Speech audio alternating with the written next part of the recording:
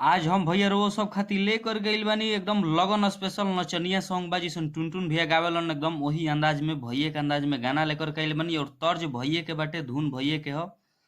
मिले आई जिलेबे में वही गाना पर हम भैया गाना बनैले बानी। ऑर्केस्ट्रा गाना बाटे एकदम लगन स्पेशल जबरदस्त गाना, बवाल मैटर बा भैया।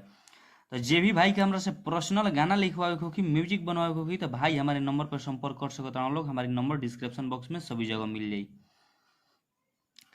तो चली डिबेट गाना बा जहाँ दो बार बा, खुद आप लोग समझदार बन जाए जो दो बार गावे के बाटे। पहले लड़का के लाइन में फिर लड़की के लाइन में। लड़की के लाइन बहुत एकदम जबरदस्त बवाल लाइन बाटे। तो हमरो सबके ज़्यादा समय ना लेते हुए, ज़्यादा देर ना करते हुए हम मुखड़ा के डमी करके सुनावत तनी। लड़का कहता है कि जात बानी रानी आज हमहू बाराती में, आवे में लेट होई सुते जई हराती में। जात बानी रानी आज हमहू बाराती में, खा पी के सुत जई राज हूँ राती में। तब फिर लड़की कहताड़ी कि काऊ ठीक लागे ले तुहारा कनिया से, राजा माजा लेवे जाल नचनिया से, राजा माजा लेवे जाल नचनिया से। तो चली हमनी के फर्स्ट अंतरा बा, एकदम पूरा फुल सॉन्ग बा। आप लोग वीडियो में बनल रह जाए और कमेंट करके बतलाइए जाए कि हम मैटर वीडियो कैसन लागल।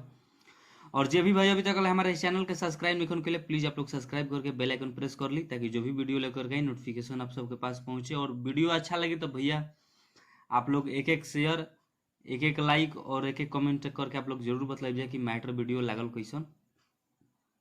तो थोड़ा सा लिखे में गलती हो गया तो भैया हम गा के सुना देते नहीं, आप लोग ध्यान से सुन के समझ जाए का लिखले बनी। तो हम चली रो सब के फर्स्ट अंतरा के हम डमी करके सुनाओ तनी। पहले लड़की के लाइन बा, अरे की करब जे गलती का बार दे हम झुलूफी, तुहारा पबा हमार हक हो।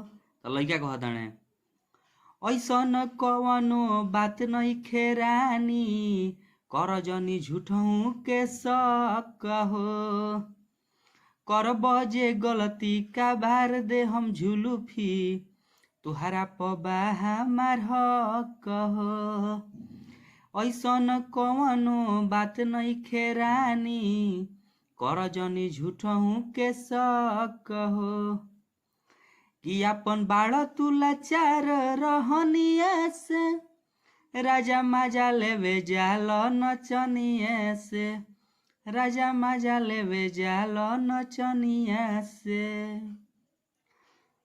तो चली मैटर कैसन लागल आप सब कमेंट करके जरूर बतलाइए। अच्छा लगे तो प्लीज़ आप लोग शेयर जरूर करब जाए।